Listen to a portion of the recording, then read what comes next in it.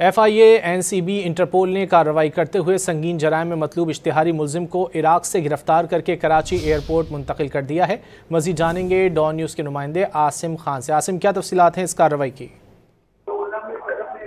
ये FIA ने संगीन जराइम में मतलूब इश्तिहारी मुलजिम को गिरफ्तार किया है। मुलजिम कत्ल के मुकदमे में मतलूब था और इसको इराक से गिरफ्तार करके पाकिस्तान मुंतकिल किया गया है।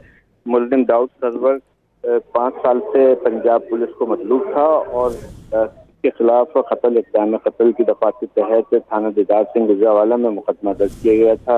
FIA NBC की टीम ने इंटरपोल के जरिए जो है मुलजिम की गिरफ्तारी अमल में लाई है और अब इसे पाकिस्तान मुंतकिल करके इसके खिलाफ मज़ीद कानूनी कार्रवाई की। बहुत शुक्रिया आसिम खान इन तफसीलात के लिए।